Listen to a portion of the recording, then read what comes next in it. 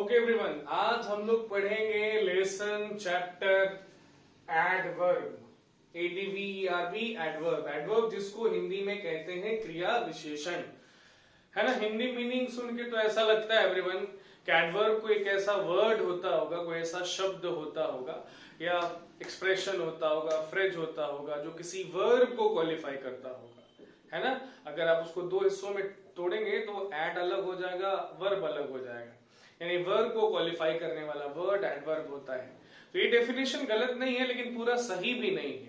Adverb क्रिया विशेषण actually क्या होता है वो उसकी कंप्लीट डेफिनेशन से मालूम चलेगा हमें। आइए समझते हैं एडवर्ब क्या होता है। देखिए एवरीवन, बोला जा रहा है, बताया जा रहा है कि adverb is a word. Adverb basically एक वर्ड होता है, एक शब्द होता है। हालांकि एडवर्ब का काम एक एक्सप्रेशन भी कर सकता है, फ्रेज भी कर सकता है, शब्दों का समूह भी कर सकता है, लेकिन एडवर्ब बेसिकली एक वर्ड होता है, शब्द होता है जो क्वालिफाई करता है किसको? वर्ब को। ठीक है, सुन रहे हैं। अब वर्ब को तो क्वालिफाई करता ही है वो, एडजेक्टिव को भी क्वालिफाई करता है। ठीक है, विशेषण की भी विशेषता बतलाता है। एडजेक्टिव को तो क्वालिफाई करता ही है वो, दूसरे एडवर्ब को भी क्वालिफाई करता है ना। तो एडवर्ब की विशेषता बतलाने, एडवर्ब को क्वालिफाई करने, मॉडिफाई करने, एडवर्ब के बारे में एक्स्ट्रा इंफॉर्मेशन देने कोई अलग से शब्द नहीं आता है। एडवर्ब ही खुद एडवर्ब को क्वालिफाई करता है। अब सुनिए, एडवर्ब को तो क्वालिफाई करता ही है वो प्रेपोजिशन को भी क्वालिफाई करता है, संबंध बोधक शब्दों को भी क्वालिफाई करता है। प्रेपोजिशन को तो क्वालिफाई करता ही है वो, कंजंक्शन को भी क्वालिफाई करता है। कंजंक्शन को तो क्वालिफाई करता ही है वो, जोड़ने वाले शब्दों को, कनेक्टर्स को, कंबाइनर्स को, जॉइनर्स को, योजक को, संयोजक को, वो पूरे सेंटेंस को भी क्वालिफाई करता है। पूरे सेंटेंस को, पूरे वाक्य को भी क्वालिफाई करता है एडवर्ब। तो देखा आपने, एडवर्ब का जो फंक्शन है वो वास्ट है।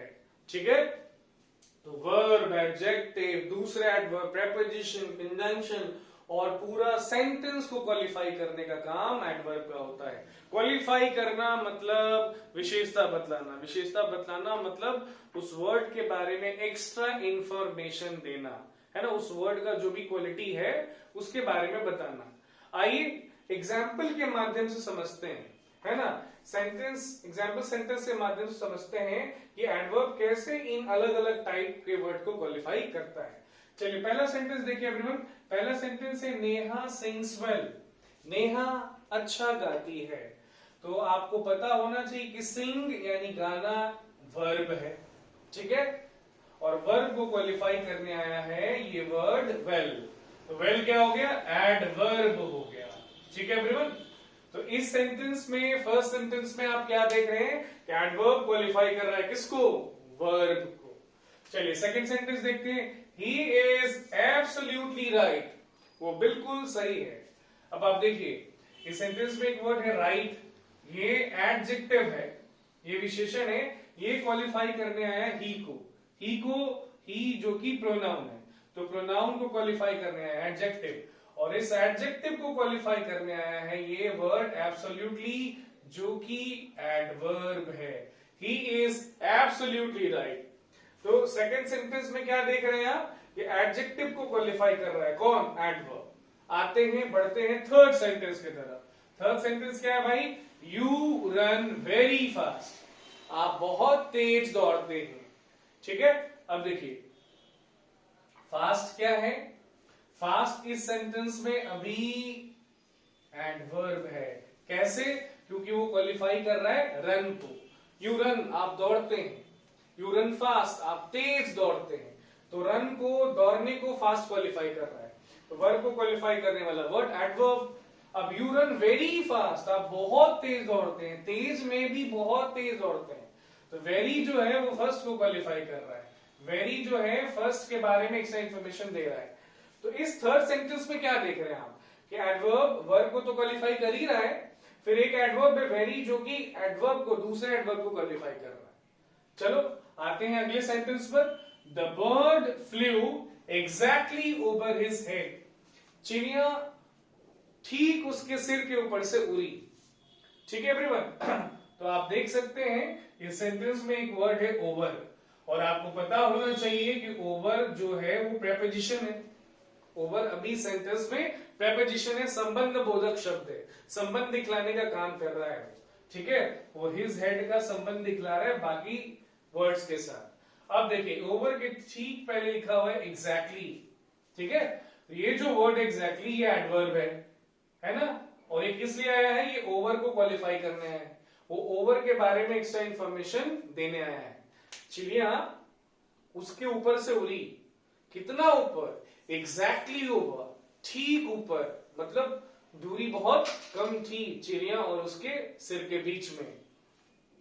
आगे बढ़ते हैं अगले एग्जांपल सेंटेंस की तरफ। I dislike her simply because she smokes.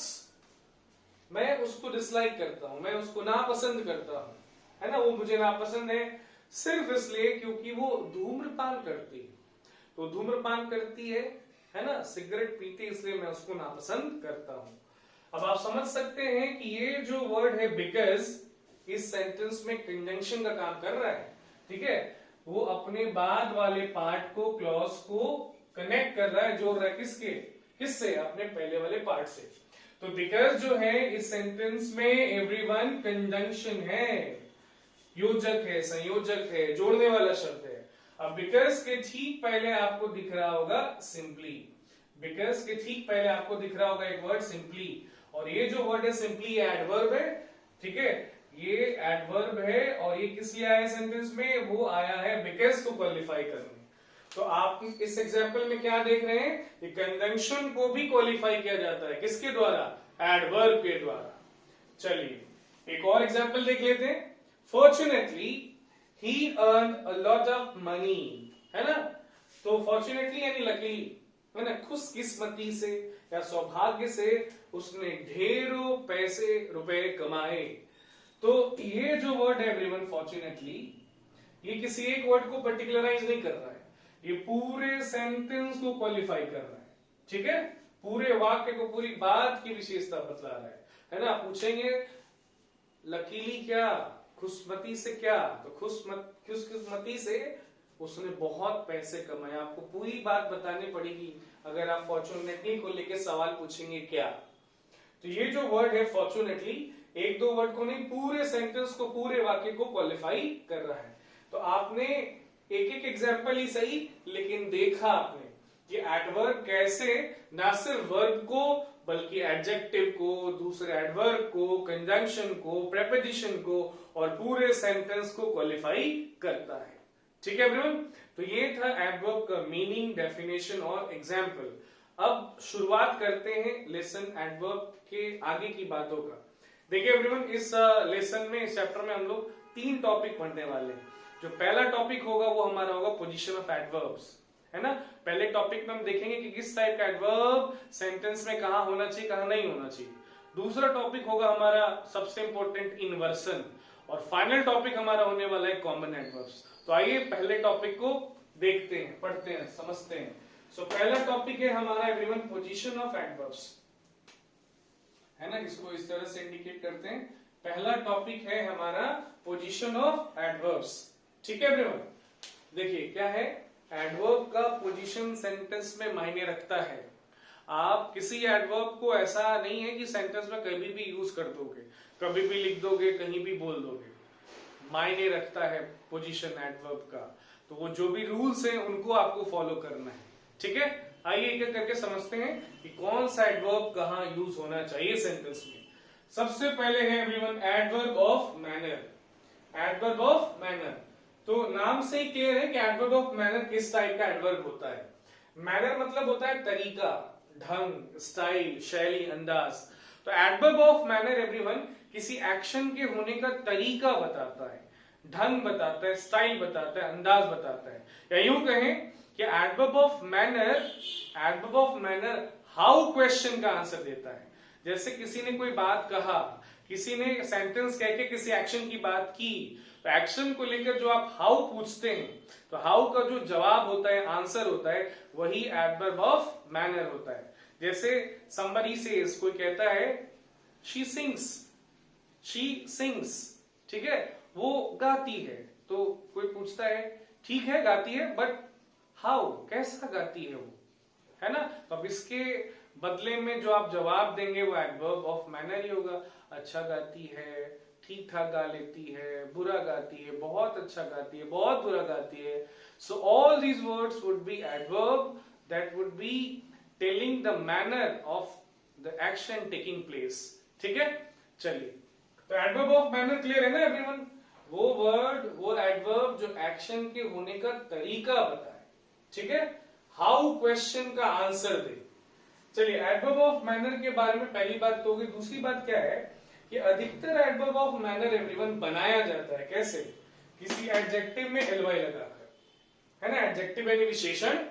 अगर एडजेक्टिव में आप एलवाई लगा देते हैं, मतलब बहुत सारे ऐसे एडजेक्टिव हैं, सारे तो नहीं लेकिन बहुत सारे ऐसे एडजेक्टिव हैं जिसमें कि अगर आप सफिक्स के रूप में एलवाई जोड़ देते हैं तो वो एडवर्ब ऑफ मैनर बन जाता है। तो दो एग्जांपल है हमारे सामने, आप देख सकते हैं। ब्रेव एडजेक्टिव है, एलवाई जोड़ा हमने, क्या बन गया, ब्रेवली। ठीक है, तो ब्रेव मतलब बहादुर और ब्रेवली मतलब बहादुरी के साथ, बहादुरी पूर्वक। ठीक है, चलिए, ब्यूटीफुल एडजेक्टिव है, एलवाई जोड़ा हमने, क्या बन गया, ब्यूटीफुली बन गया। तो ब्यूटीफुल मतलब खूबसूरत, सुंदर। ब्यूटीफुली मतलब खूबसूरती से, सुंदरता से, खूबसूरती के साथ, सुंदरता के साथ। तो अधिकतर एडवर्ब ऑफ मैनर कैसे बनते हैं एवरीवन, जब आप एडजेक्टिव में एलवाई जोड़ देते हैं। ठीक है, इसीलिए कहा भी जाता है कि एलवाई से एंड करने वाले अधिकतर शब्द एडवर्ब होते हैं, एडवर्ब ऑफ मैनर होते हैं। अधिकतर शब्द, सारे शब्द नहीं। ठीक है, तो एडवर्ब ऑफ मैनर को समझ गए, दो पॉइंट था। अब आइए, अब समझते हैं एडवर्ब ऑफ मैनर का अलग अलग पोजीशन। पहले पॉइंट में क्या बोला जा रहा है everyone, an adverb of manner is used where, just after an intransitive verb. बोला जा रहा है एवरीवन कि अगर आपके सेंटेंस का वर्ब इंट्रांजिटिव है, इंट्रांजिटिव वर्ब मतलब अकर्मक क्रिया, है ना, वो वर्ब जो ऑब्जेक्ट के साथ नहीं आया है, अकेला आया है, ऑब्जेक्ट के साथ, कर्म के साथ नहीं आया है। अगर आपके सेंटेंस में इंट्रांजिटिव वर्ब यूज हुआ है तो बोला जा रहा है कि इंट्रांजिटिव वर्ब पे ठीक बाद यूज होता है एडवर्ब ऑफ मैनर। ठीक है, वो एडवर्ब ऑफ मैनर जिस भी वर्ब को क्वालिफाई करने आया है, जिस भी इंट्रांजिटिव वर्ब को क्वालिफाई करने आया है, उसके ठीक बाद यूज होता है सेंटेंस में। एग्जाम्पल से क्लियर होगी बात, देखिए, शी रन्स फास्ट, वो तेज दौड़ती है। तो आपको पता होना चाहिए कि ये जो रन्स है ये वर्ब है, ये जो रन्स है एवरीवन ये क्या है, वर्ब है, और ये इंट्रांजिटिव वर्ब है। इंट्रांजिटिव वर्ब है, अकर्मक क्रिया है, मतलब वो अपने किसी ऑब्जेक्ट के साथ नहीं आए, उसको ऑब्जेक्ट नहीं चाहिए, उसको कोई एक्स्ट्रा नाउन प्रोनाउन नहीं चाहिए। अब ये देखिए, ये फास्ट क्या है, ये है एडवर्ब ऑफ मैनर। मैं एम से डिनोट कर रहा हूं एडवर्ब ऑफ मैनर को, तो ये है एडवर्ब ऑफ मैनर। कहां आया है वो, तो वो उस वर्ब के ठीक बाद आया है जिसको उसको क्वालिफाई करना है। इसको फास्ट को ही क्वालिफाई करना है और फास्ट के ठीक बाद ही आया है वो। तो शी रन्स फास्ट, ठीक है, तो ये करेक्ट ऑर्डर है शब्दों का और वो करेक्ट पोजीशन है एडवर्ब ऑफ मैनर का, है ना। आप इस फास्ट को कहीं भी नहीं लिख सकते हैं। कहने का मतलब क्या है, इधर ध्यान दीजिए। कहने का मतलब है कि अगर आप कोशिश करते हैं इस तरह से लिखने का, बोलने का सेंटेंस को, शी फास्ट रन्स, तो ये गलत माना जाएगा। ठीक है, या फिर ऐसे भी नहीं लिख सकते आप, फास्ट शी रन्स, तो इन सारे सेंटेंसेस को इनकरेक्ट माना जाएगा।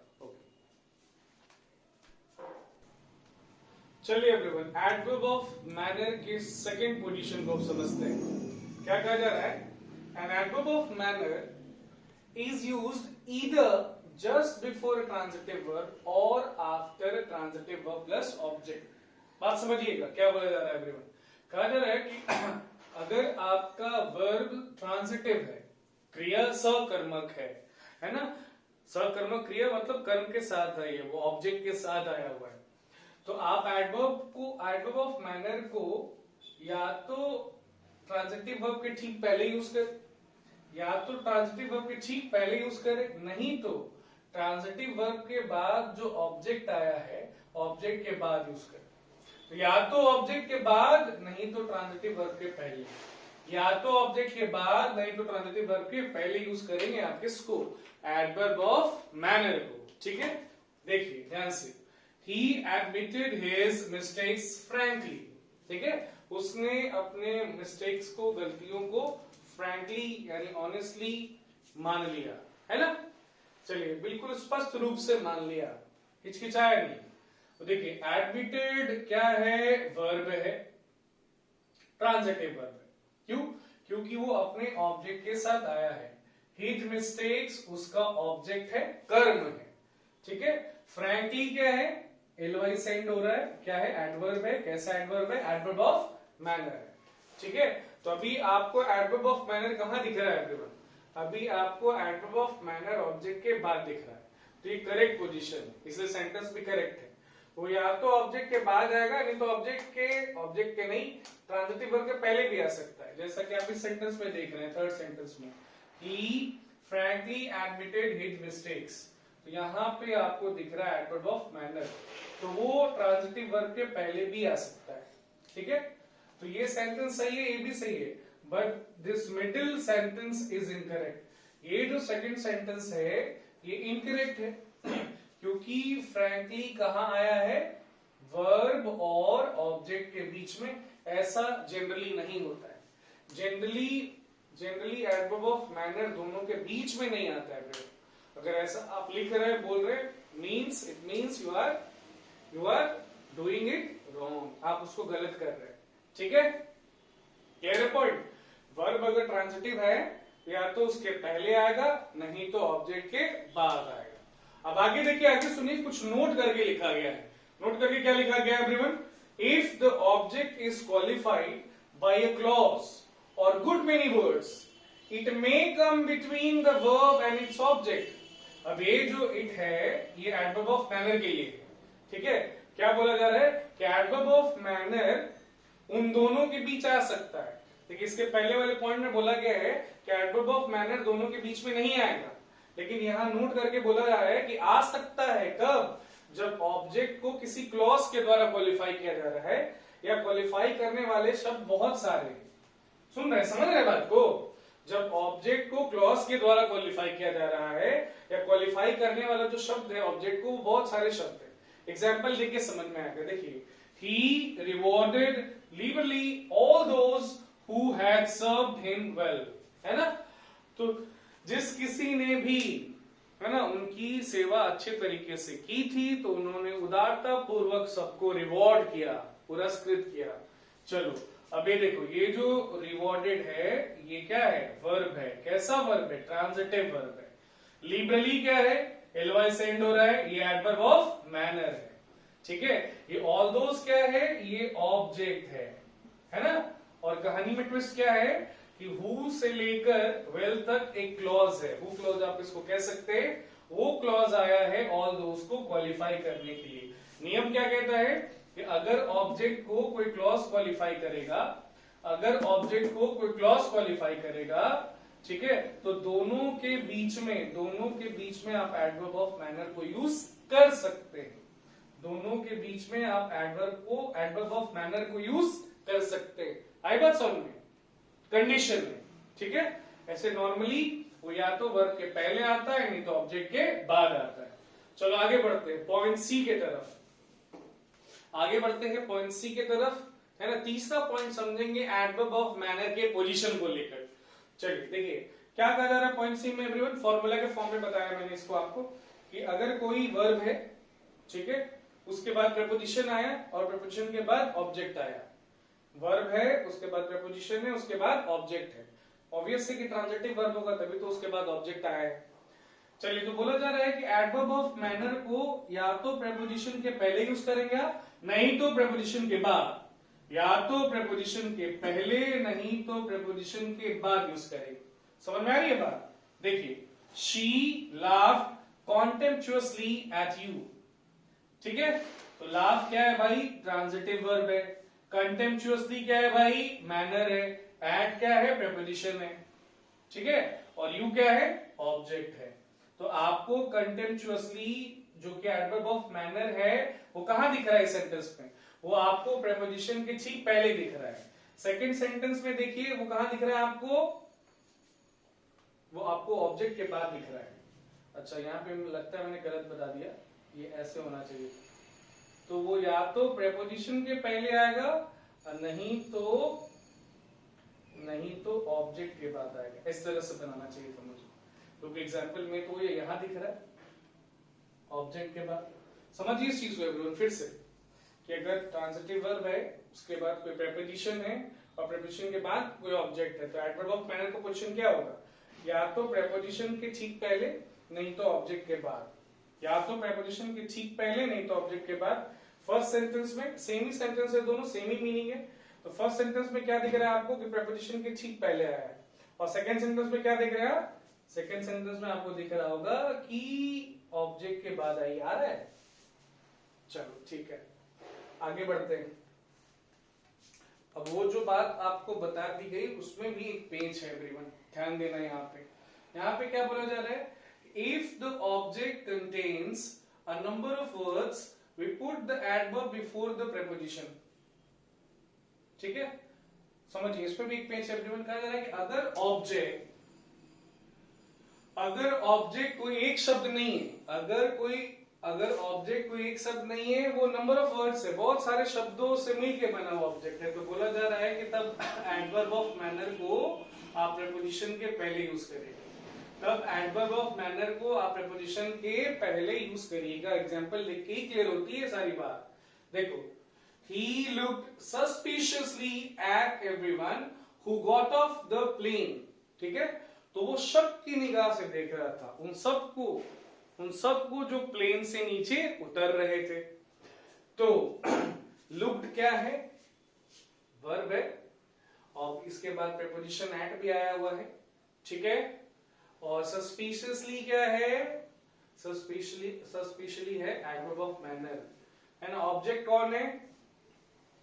ऑब्जेक्ट है ऑब्वियसली एवरीवन, लेकिन एवरीवन को क्वालिफाई कर रहे हैं पूरा क्लॉज, तो इस पूरे क्लॉज को मानेंगे हम ऑब्जेक्ट।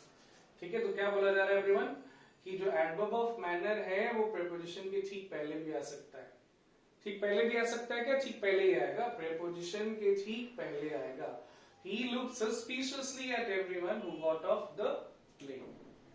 ठीक है, चलो, तो ये तो था एडवर्ब ऑफ मैनर। ठीक है, एडवर्ब ऑफ मैनर की ये 4-5 बातें थी एवरीवन। अब आगे बढ़ते हैं और जो दूसरे टाइप्स होते हैं एडवर्ब के, उनके पोजीशन को भी अच्छे से समझते हैं। पॉइंट 2 में एडवर्ब ऑफ प्लेस और एडवर्ब ऑफ टाइम के पोजीशन को एक साथ हम समझेंगे। दोनों का पोजीशन सिमिलर होता है। एडवर्ब ऑफ प्लेस यानी वो वर्ड जो आपको जगह बताए, स्थान बताए, स्थल बताए, एक्शन के होने का। और एडवर्ब ऑफ टाइम जैसा उसका नाम है, वो समय बताएगा आपको एक्शन के होने का। तो एडवर्ब ऑफ प्लेस आपको कौन से क्वेश्चन का आंसर देगा? ठीक कहा आपने, वेयर का आंसर देगा, है ना। अगर आप सवाल पूछते हैं वेयर, ठीक है, कहां, तो जो आपको जवाब मिलता है वो एडवर्ब ऑफ प्लेस ही होता है। अगर आप सवाल पूछते हैं व्हेन, है ना, कब, तो व्हेन के बदले जो जवाब मिलता है आपको वो होता है एडवर्ब ऑफ टाइम। तो क्या बोला जा रहा है एवरीवन एडवर्ब ऑफ प्लेस और एडवर्ब ऑफ टाइम के बारे में? बोला जा रहा है कि दोनों नॉर्मली यूज होते हैं या तो वर्ब के बाद नहीं तो सेंटेंस के एंड में, या तो वर्ब के बाद नहीं तो सेंटेंस के एंड में। एग्जाम्पल से क्लियर होगा, देखिए, she didn't come here yesterday. ठीक है, हियर मतलब यहां, ये क्या है? एडवर्ब ऑफ प्लेस है। पी मतलब एडवर्ब ऑफ प्लेस। यस्टरडे है ना, कल, बीता हुआ कल, ये क्या है? टाइम है, ये एडवर्ब ऑफ टाइम है। ठीक है, तो अगर पूछा जाए कि हियर का पोजीशन क्या है सेंटेंस में, तो आप कहेंगे कि वो वर्ब के बाद आया है। ठीक है, अगर पूछा जाए कि यस्टरडे का पोजीशन क्या है सेंटेंस में, तो आप क्या बोलिएगा? तो आप बोलिएगा कि वो सेंटेंस के एंड में है, और ये तो बोल ही सकते हैं कि वर्ब के बाद आया है।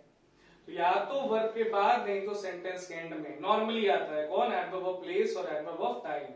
एडवर्ब ऑफ प्लेस और एडवर्ब ऑफ टाइम। ठीक है एवरीवन, तो अब तक हम तीनों टाइप के एडवर्ब के बारे में पढ़ चुके हैं कि वो कब कहां आना चाहिए। कौन कौन? Adverb of manner, adverb of place और एडवर्ब ऑफ टाइम। चलिए देखिए, तो तीसरा पॉइंट क्या नई बात लेकर आया आपके लिए? M plus P plus T लिखा हुआ है। आई होप आप समझ रहे होंगे कि एम का मतलब यहाँ मैनर है, एडवर्ब ऑफ मैनर। P का मतलब है यहाँ पर एडवर्ब ऑफ प्लेस और T का मतलब है यहाँ पर एडवर्ब ऑफ टाइम। देखिए ये M plus P plus T आपको क्या समझाना सिखाना चाहता है, हालांकि बात तो पूरी लिखी नहीं है लेकिन आपको समझना है। देखिए एवरीवन, अगर ऐसा हो कि किसी एक क्लॉज में, किसी एक सेंटेंस में, किसी एक क्लॉज में, किसी एक सेंटेंस में आपको सब कुछ बता देना, एडवर्ब ऑफ मैनर भी बताना है, एडवर्ब ऑफ प्लेस भी बताना है, एडवर्ब ऑफ टाइम भी बताना है। होता है ना कभी कभी ऐसा कि आपको एक बात बोलते हो और उसको लेकर कोई दूसरा व्यक्ति एक ही सांस में सब कुछ पूछ देता है, क्या, कब, कहां, कैसे, होता है कि नहीं? एक ही बार में वो सब कुछ पूछ देता है आपसे। तो एक ही सेंटेंस में, एक ही क्लॉज में आप हर चीज बताना चाहते हैं तो ऐसा नहीं है कि किसी को भी पहले बाद में बोलिएगा। फिक्स्ड ऑर्डर है और वो ऑर्डर ये है, इसी को फॉलो करना है। सबसे पहले आप मैनर ही बोलेंगे, लिखेंगे, फिर आएगा प्लेस और अंत में आना चाहिए टाइम। आगे पीछे नहीं होना चाहिए तो फिर वो इनकरेक्ट माना जाएगा। जैसे इस सेंटेंस को देखिए, he went through the report thoroughly at home last night. ध्यान दे रहे हैं क्या मतलब हुआ इसका, कि कल रात को पूरी तरह से उसने रिपोर्ट को पढ़ा। ठीक है, तो ये देखिए वेंट थ्रू क्या है, वर्ब है, वर्ब है जिसको क्वालिफाई करने के लिए अलग अलग एडवर्ब आया हुआ है। ये द रिपोर्ट क्या है भाई, ये ऑब्जेक्ट है।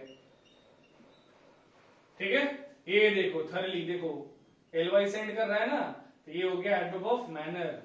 एट होम, घर पे, ये हो गया adverb of place. Last night, कल रात, ये क्या है, एडवर्ब ऑफ टाइम। तो करेक्ट ऑर्डर है ना एमपीटी। इसी ऑर्डर में सारे वर्ड, सारे एडवर्ब लिखे बोले जाने चाहिए, अदरवाइज वो इनकरेक्ट हो जाएगा ग्रामेटिकली। ठीक है एवरीवन, ये था तीसरा पॉइंट। चलिए एवरीवन, अब हम लोग देखेंगे एक्सेप्शन टू एमपीटी, है ना, एक्सेप्शन टू एमपीटी। अभी हमने सुना, अभी हमने देखा, अभी हमने समझा क्या, यही कि अगर तीनों एडवर्ब एक साथ यूज हो रहे हैं तो उनका क्रम एमपीटी होना चाहिए। सबसे पहले एडवर्ब ऑफ मैनर को हम लिखेंगे, बोलेंगे, फिर एडवर्ब ऑफ प्लेस आएगा और अंत में आएगा एडवर्ब ऑफ टाइम। लेकिन इसके दो एक्सेप्शन है एवरीवन, है ना, मतलब दो केसेस ऐसा है, दो कंडीशंस ऐसे हैं जहां पर एमपीटी को फॉलो नहीं किया जाता है। ठीक है, ध्यान दीजिए वो दोनों केस कौन कौन से हैं। पहले पॉइंट में क्या बोला जा रहा है कि अगर आप वर्ब ऑफ मूवमेंट यूज कर रहे हैं, अगर आप किसी ऐसे वर्ब को यूज कर रहे हैं जो मूवमेंट को, मोशन को दर्शाता है, ठीक है, मूवमेंट को, मोशन को, एक्टिविटी को दर्शाता है, जैसे कम है, गो है, अराइव है, एंटर है, एग्जिट है, आना जाना, आगमन होना, प्रस्थान करना, प्रवेश करना, निकास होना, तो इन सबको वर्ब ऑफ मूवमेंट कहा जाता है। अगर इनमें से किसी एक को आप यूज कर रहे हैं तो बोला जा रहा है फिर एमपीटी नहीं फॉलो करेंगे हम, फिर क्या फॉलो करेंगे, पीएमटी। मतलब टी तो अपने पोजीशन पर ही रहेगा, एंड में ही रहेगा, लेकिन एम और पी अपना पोजीशन इंटरचेंज करेंगे, यानी सबसे पहले प्लेस आएगा, फिर मैनर और अंत में टाइम।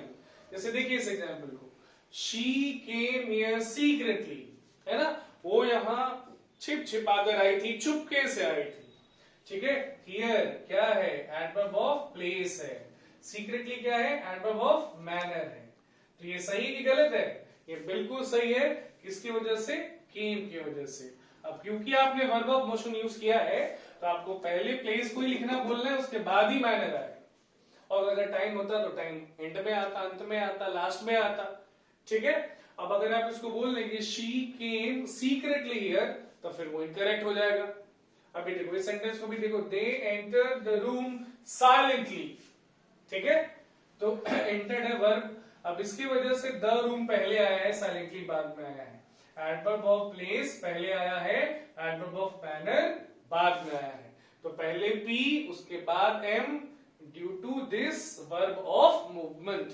ठीक है एवरीवन, चलो तो ये तो एक केस हो गया, ये तो एक कंडीशन हो गया जहां पर एमपीटी को नहीं फॉलो करते हैं, पीएमटी को फॉलो करते हैं। एक और ऑर्डर, एक और केस है जहां पर पीएमटी फॉलो होता है एवरीवन, एमपीटी नहीं फॉलो होता है। देखिए कहा जा रहा है कि adverb of manner is followed by away, back, forward, home, in, of, on, out, round. ये जो भी शब्द दिख रहे हैं आपको, जिनको अंडरलाइन किया गया है, ठीक है, ये सारे शब्द एवरीवन एडवर्ब ऑफ प्लेस का भी काम करते हैं। ये सारे शब्द एडवर्ब ऑफ प्लेस का भी काम करते हैं, जगह की भी जानकारी देते हैं। वो तो बोला जा रहा है, क्या बोला जा रहा है, वही बात कि पहले वो आएंगे उसके बाद मैनर आएगा। पहले पी होगा, फिर एम होगा, फिर टी होगा। देखो इस एग्जाम्पल में शी लुक्ड बैक एंग्शियसली, ठीक है। तो एंग्शियसली क्या है, एंग्शियसली आपका एडवर्ब ऑफ मैनर है। बैक क्या है, बैक अभी इस सेंटेंस में एडवर्ब ऑफ प्लेस है। तो पहले पी आएगा उसके बाद एम आएगा। तो इनमें से किसी एक वर्ड को यूज करेंगे आप तो वो पहले ही आएगा एडवर्ब ऑफ मैनर की, क्योंकि वो एडवर्ब ऑफ प्लेस का काम करता है सेंटेंस में। अब देखो ही वेंट होम सीक्रेटली, तो ये है एडवर्ब ऑफ मैनर, और होम क्या है, एडवर्ब ऑफ प्लेस है। तो ऑब्वियस है, स्पष्ट है कि होम को ही पहले आना है, सीक्रेटली को बाद में आना है। अगर आप लिखते हैं, बोलते हैं he went secretly to home, तो फिर ये इनकरेक्ट हो जाएगा। आ रही बात समझ में, समझ रहे पोजीशन। चलो आगे बढ़ते हैं। चौथा पॉइंट है एडवर्ब ऑफ फ्रीक्वेंसी को लेकर। चौथा पॉइंट है एवरीवन किसको लेकर, एडवर्ब ऑफ फ्रीक्वेंसी को लेकर, ठीक है। तो एडवर्ब ऑफ फ्रीक्वेंसी नाम से क्लियर है कि किस टाइप का एडवर्ब होगा। तो एडवर्ब ऑफ फ्रीक्वेंसी एवरीवन हमें एक्शन के होने की संख्या बताता है ना, नंबर ऑफ टाइम्स बताता है। हमें वो बताता है कि कोई एक्शन, कोई क्रिया, कोई कार्य, कोई काम कितनी बार हुआ है, समझ रहे हैं। तो उनको एडवर्ब ऑफ फ्रीक्वेंसी कहते हैं। जैसे वंस एक बार, ट्वाइस दो बार, थ्राइस तीन बार। So once in a day दिन में एक बार, ट्वाइस इन अ वीक सप्ताह में दो बार, थ्राइस इन अ मंथ महीने में तीन बार। ये सब एडवर्ब ऑफ फ्रीक्वेंसी है ना। और भी बहुत सारे एडवर्ब ऑफ फ्रीक्वेंसी होते हैं एवरीवन, जनरली, नॉर्मली, ठीक है, ओकेजनली, ऑलवेज, नेबर, समझ रहे हैं, every day, every night, every morning. ये सब क्या है, एडवर्ब ऑफ फ्रीक्वेंसी है, जो एक्शन के होने की संख्या बताते हैं। चलिए अब एडवर्ब ऑफ फ्रीक्वेंसी का पोजीशन देखना है हमें सेंटेंस में, कि वो कब कहां आना चाहिए।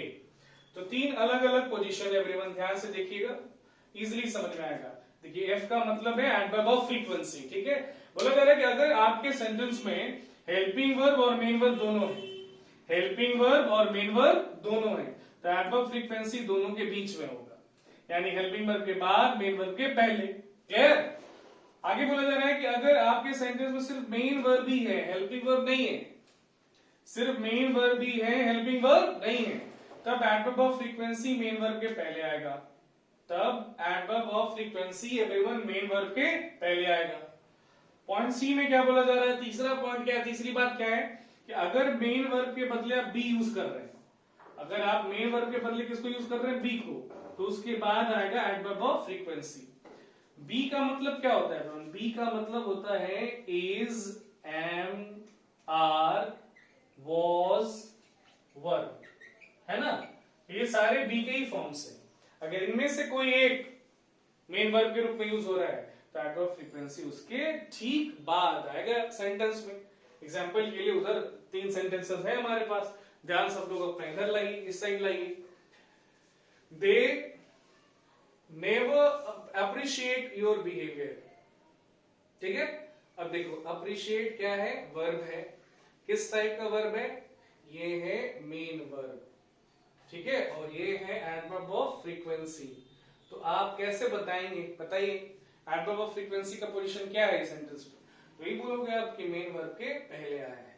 तो जब सिर्फ मेन वर्ब होता है तो उसके पहले आता है एडवर्ब ऑफ फ्रीक्वेंसी। चलो he will occasionally help us, बताइए तो सब लोग, इसमें एडवर्ब ऑफ मैनर कौन है, ठीक कहा आपने, इसमें एडवर्ब ऑफ मैनर है occasionally, sorry adverb of manner पूछ रहा हूं और लिख भी दिया मैंने एडवर्ब ऑफ मैनर, ध्यान दीजिए, ये एडवर्ब ऑफ फ्रीक्वेंसी है ना, हाँ एडवर्ब ऑफ फ्रीक्वेंसी। तो एडवर्ब ऑफ फ्रीक्वेंसी है ओकेजनली। अब मैं पूछूं आपसे कि क्या है उसका पोजीशन, तो क्या बोलेंगे आप, यही बोलेंगे कि हेल्पिंग वर्ब के बाद है और मेन वर्ब के पहले है, यानी दोनों के बीच में है वो। अगला example, you are always late, इसमें कौन है एडवर्ब ऑफ फ्रीक्वेंसी, बिल्कुल सही जा रहे हैं आप, इसमें एडवर्ब ऑफ फ्रीक्वेंसी है ऑलवेज, हमेशा, सदा, सदैव। तो उसका क्या पोजीशन है भाई, आप यही बोलोगे कि वो आर के बाद आया है, आर बी का फॉर्म है ना, और आर के, जब ये आर मेन वर्ब है तो जब बी मेन वर्ब होगा तो उसके बाद ही आएगा एडवर्ब ऑफ फ्रीक्वेंसी, ठीक है एवरीवन। तो ये था चौथा पॉइंट जिसने आपको एडवर्ब ऑफ फ्रीक्वेंसी का अलग अलग पोजीशन बताया सेंटेंस में। चलो बढ़ते हैं आगे, पांचवें पॉइंट की तरफ चलते हैं। पांचवें पॉइंट में लिखा हुआ है P plus F plus T, है ना। जैसे हमने एमपीटी समझा था तो वैसे ही P plus F plus T है। कहने का मतलब कि अगर किसी एक सेंटेंस में, एक क्लॉज में हमें तीनों चीज की जानकारी लेनी है कि कोई एक्शन कहाँ हुआ, कितनी बार हुआ, कब हुआ, तो इसी ऑर्डर में, इसी क्रम में शब्दों को, एडवर्ब्स को हम लोग लिखेंगे, बोलेंगे। इससे डिफरेंट ऑर्डर नहीं होना चाहिए। जैसे देखिए एग्जांपल है, they come every other day here nowadays. क्या मतलब वो इस वाक्य का कि आजकल यहां पर वो हर दूसरे दिन आते हैं, हर दूसरे दिन यहां पर वे लोग आते हैं। सो एवरी अदर डे क्या है, हियर क्या है, और नाउअडेज क्या बताइए। तो हियर तो हो गया एडवर्ब ऑफ प्लेस, नाउअडेज हो गया एडवर्ब ऑफ टाइम, ये क्या है, ये है adverb of frequency. Every other day, हर दूसरे दिन, हर दूसरे दिन वे लोग आते हैं, तो एक्शन के होने की संख्या बता रहे हैं। बताइए ऑर्डर चल रहा है एफपीटी, सही है, ये इनकरेक्ट सेंटेंस है ना, क्योंकि जो प्लेसमेंट है वर्ड्स का वो सही ऑर्डर में नहीं हुआ है, सही क्रम में नहीं हुआ है।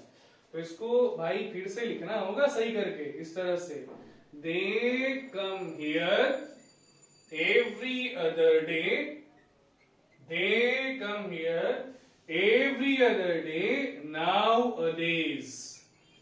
This is the correct sentence. Got it? चलिए अब पांचवें पॉइंट से आते हैं एवरीवन, छठे पॉइंट पर आते हैं।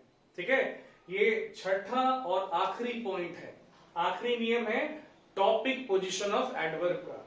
छठे पॉइंट में आपको बताया जा रहा है कि एडवर्ब ऑफ डिग्री का पोजीशन क्या होना चाहिए सेंटेंस में। अब आप एडवर्ब ऑफ डिग्री बोल सकते हैं, एडवर्ब ऑफ क्वांटिटी बोल सकते हैं, एडवर्ब ऑफ एक्सटेंट भी बोल सकते हैं आप उसको। तो क्वांटिटी से ही पता चल रहा है कि वो किस टाइप का एडवर्ब होगा। क्वांटिटी मतलब क्या होता है, मात्रा। डिग्री मतलब क्या होता है, वही मात्रा कह सकते हैं, इंटेंसिटी कह सकते हैं, तीव्रता कह सकते हैं। तो एक टाइप का ये भी एडवर्ब होता है जो आपको मात्रा बताता है, ऑब्वियसली एक्शन का। ठीक है, तो उसके कुछ एग्जांपल्स है, देख लीजिए। TW2 ज्यादा, मोर देन रिक्वायर्ड, वेरी बहुत, मच का मतलब बहुत, क्वाइट मतलब होता है कंप्लीटली, पूरी तरह से, एनफ का मतलब होता है पर्याप्त, है ना, लिटिल हो गया कम। तो ये सब एडवर्ब ऑफ डिग्री है, क्वांटिटी है, एक्सटेंट है, जो क्या बताते हैं, मात्रा बताते हैं, तीव्रता बताते हैं एक्शन की। ठीक है, एक्शन के बता सकते हैं एवरीवन, और वो एडजेक्टिव के भी बता सकते हैं, क्योंकि एडजेक्टिव को क्वालिफाई करने वाला वर्ड भी तो एडवर्ब भी होता है, और दूसरे एडवर्ब को क्वालिफाई करने वाला वर्ड भी तो एडवर्ब भी होता है। तो ऐसा नहीं कि सिर्फ एक्शन, एडजेक्टिव का भी मात्रा हो सकता है, एडवर्ब का भी मात्रा हो सकता है। चलिए, तो छठा पॉइंट क्या कह रहा है कि एडवर्ब ऑफ डिग्री नॉर्मली किसी एडवर्ब या एडजेक्टिव के पहले आता है। समझ रहे, सुन रहे हैं? एडवर्ब ऑफ डिग्री या क्वांटिटी एवरीवन किसी एडवर्ब या एडजेक्टिव के पहले आता है। मतलब जिस एडजेक्टिव या जिस एडवर्ब को क्वालिफाई करने आया है, जिस एडजेक्टिव या जिस एडवर्ब की मात्रा बताने आया है, वो उसके ठीक पहले आता है नॉर्मली। एग्जांपल देखिए, क्लियर होगा। I was greatly surprised. ठीक है, आई वॉज सरप्राइज्ड, मैं आश्चर्यचकित हो गया था। कितना? ग्रेटली, है ना, बहुत ज्यादा। ये ग्रेटली क्या है? एडवर्ब है, एडवर्ब ऑफ डिग्री है। कहां आया है वो उस एडजेक्टिव के पहले आया है, ना कि बाद में, जिसको उसको क्वालिफाई करना है। तो आप ऐसा नहीं बोल सकते आई वॉज सरप्राइज्ड ग्रेटली, ऐसा बोलेंगे तो इनकरेक्ट माना जाएगा। शी इज कंप्लीटली अपसेट, आप ये नहीं बोल सकते शी इज अपसेट कंप्लीटली, गलत माना जाएगा। नॉर्मली वो उस एडजेक्टिव या एडवर्ब के पहले आता है जिसको वो क्वालिफाई करने हैं। ये था एवरीवन छठा पॉइंट और आखिरी point, topic position of adverb का।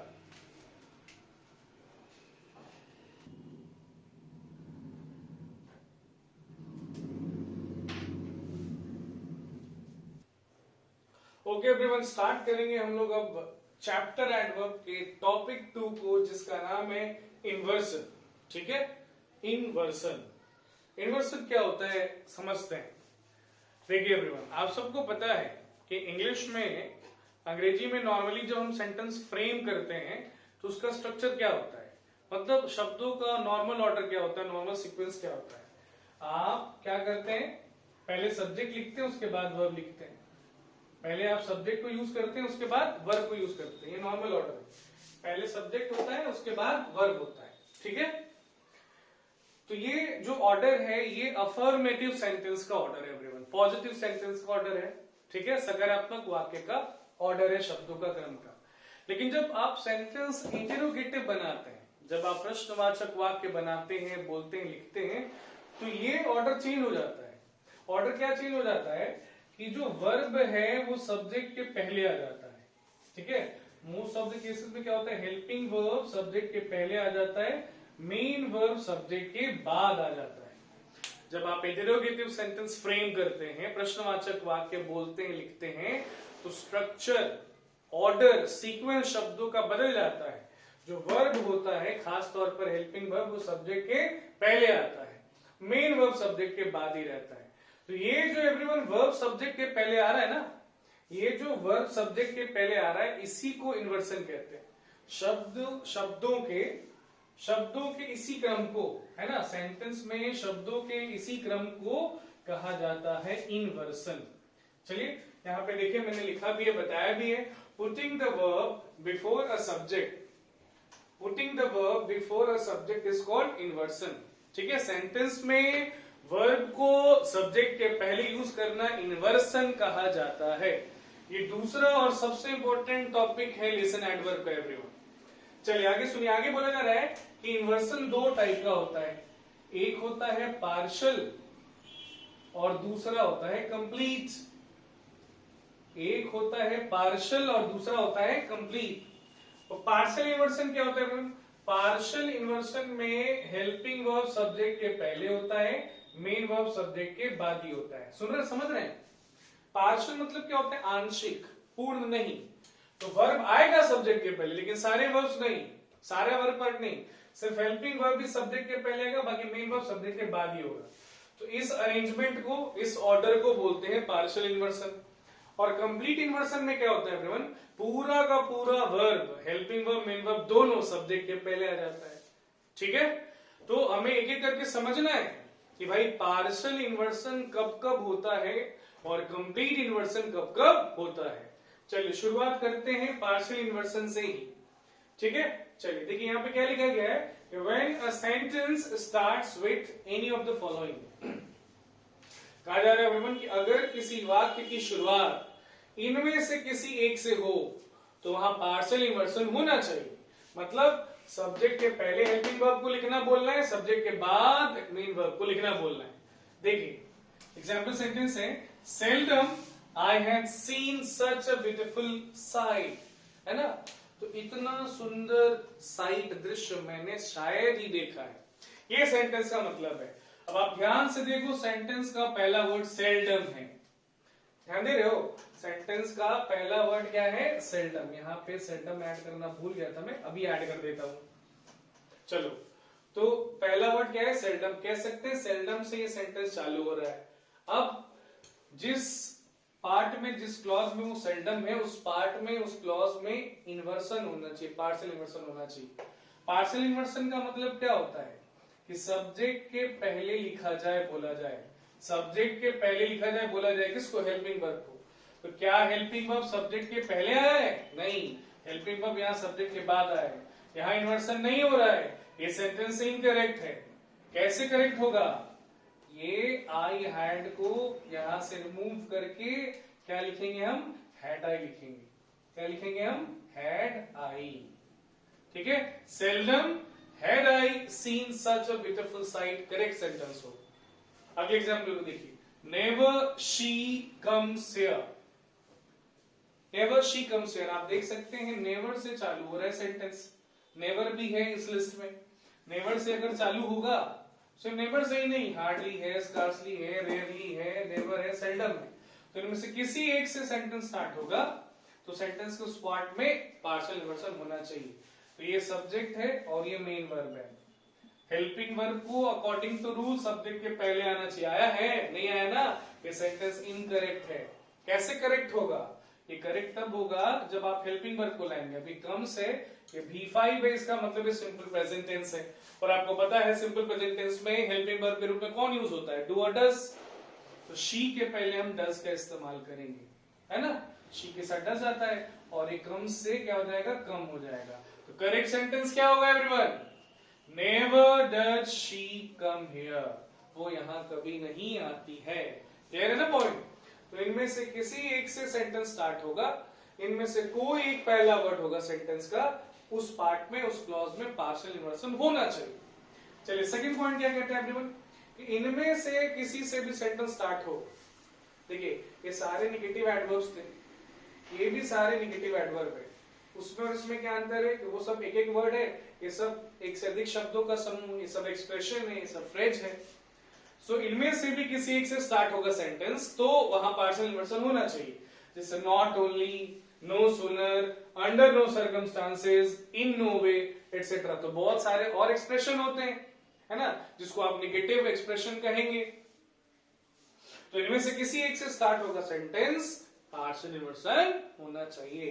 देखिए, under no circumstances I shall accept this offer, है ना, मैं इस ऑफर को किसी भी परिस्थिति में स्वीकार नहीं करूंगा। करेक्ट है ना? इनकरेक्ट है। यहां पे शैल आई नहीं होना चाहिए, सॉरी आई शैल नहीं होना चाहिए, शैल आई होना चाहिए। क्या होना चाहिए? Shall I. Yes, under no circumstances shall I accept this offer, ये है करेक्ट सेंटेंस। ठीक है, अब ऐसा मत समझिएगा कि ये प्रश्नवाचक हो गया, नहीं, ये प्रश्नवाचक नहीं है, विधानवाचक ही है, असर्टिव सेंटेंस ही है। तो प्रश्न नहीं पूछ रहा है, वो बात ही बता रहा है। एक और एग्जांपल है, ध्यान दीजिए, in no time he reach there. अब देखिए इन नो टाइम से स्टार्ट हो रहा है, होना चाहिए पार्शियल इन्वर्सन। अब ये सब्जेक्ट है, ये मेन वर्ब है, कहां गया भाई हेल्पिंग वर्ब? नहीं है, इनकरेक्शन है।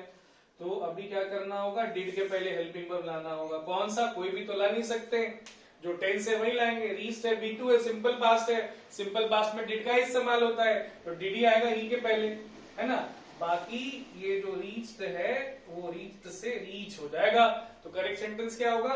इन no time did he reach there, है ना, तो वो वहां पहुंचा। इन नो टाइम मतलब बहुत जल्द पहुंच गया। पॉइंट सी क्या कहता है एवरीवन? पॉइंट सी कहता है कि अगर सेंटेंस का पहला वर्ड सो है और सो के बाद एडवर्ब ऑफ मैनर आया है, तब फिर एडवर्ब ऑफ मैनर के बाद पार्शियल इन्वर्सन होना चाहिए, है ना। तो तीसरा केस है जो कहता है, तीसरा कंडीशन है जो कहता है कि पार्शियल इन्वर्सन होना चाहिए। सो पहला वर्ड, उसके बाद एडवर्ब ऑफ मैनर है। देखिए सो है पहला वर्ड और ये है एडवर्ब ऑफ मैनर, ये है एडवर्ब ऑफ मैनर। अब देखिए यहाँ पे पार्शियल इन्वर्सन हुआ है कि नहीं? बिल्कुल हुआ है। ये सब्जेक्ट है, उसके पहले ये हेल्पिंग वर्ब है, उसके बाद ये मेन वर्ब है। सेंटेंस क्या है भाई पूरा? So well did he sing that everyone started liking him. इतना अच्छा उसने गाया कि सब लोग उसको पसंद करने लग गए।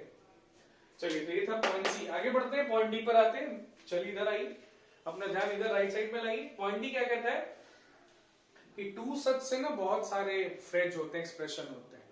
तो अगर कोई एक्सप्रेशन टू सच से है और टू सच से ही स्टार्ट हो रहा है सेंटेंस, तो वहां भी पार्शियल इन्वर्सन होना चाहिए। देखिए टू सच एन एक्सटेंट, देखिए टू सच एन एक्सटेंट क्या है? फ्रेज है, एक्सप्रेशन बोल सकते हैं आप। अब इससे स्टार्ट हो रहा है वह सेंटेंस, तो अब पार्शियल इन्वर्सन होना चाहिए। To such an extent has he analysed the poem that no problem is left. इस हद तक उसने पोएम को एनालाइज किया है, ठीक है, पोएम को आंका है कि कोई प्रॉब्लम, कोई समस्या नहीं बची है अब, ठीक है। तो ये देखो ही क्या है? सब्जेक्ट, उसके पहले आया हेल्पिंग वर्ब हैज, उसके बाद मेन वर्ब आया एनालाइज्ड। तो हैज ही एनालाइज्ड को ही बोलेंगे पार्शियल इन्वर्सन। चलिए पांचवा और आखिरी पॉइंट पार्शियल इन्वर्सन का क्या है, सुनिए। कहा जा रहा है कि अगर सेंटेंस ओनली से स्टार्ट होता हो और ओनली के बाद एडवर्ब आता हो या कोई एडवर्बियल एक्सप्रेशन आता हो, मतलब एक से अधिक शब्द आते हो जो एडवर्ब का काम करते हो, तब फिर उसके बाद वाले पार्ट में, मतलब उसी पार्ट में बाद में पार्शियल इन्वर्सन होना चाहिए। देखिए एग्जांपल है, only by working hard he got the success. बताइए आप लोग, सही है गलत है ना? यहाँ पे ही गॉट नहीं होना चाहिए, क्या होना चाहिए? Did he get. यहाँ पे होना चाहिए did he get. Only by working hard did he get the success, ये ही गॉट गलत हो जाएगा। तो ये ही गॉट क्यों गलत हो गया? क्योंकि सेंटेंस ओनली से चालू हो रहा है। और सिर्फ इतना ही नहीं, अब ये मत देखने लगे कि सिर्फ ओनली से चालू हो रहा है तो होना चाहिए पर्सनल इन्वर्सन, नहीं, ओनली के बाद एडवर्ब आना चाहिए या एडवर्बियल एक्सप्रेशन आना चाहिए। बाय वर्किंग हार्ड, ये देखिए एडवर्बियल एक्सप्रेशन है ना, बाय वर्किंग हार्ड, कड़ी मेहनत करके। कैसे? तो कड़ी मेहनत करके। देखिए कैसे का जवाब मिल रहा है, वो एडवर्ब ऑफ मैनर है, ठीक है। तो ओनली के बाद एडवर्ब आएगा, किसी भी तरह का एडवर्ब आएगा तो वहां पर पार्शियल इन्वर्सन होगा, ठीक है। तो ये 5वां पॉइंट था जो कहता है कि पार्शियल इन्वर्सन कहां कहां होना चाहिए।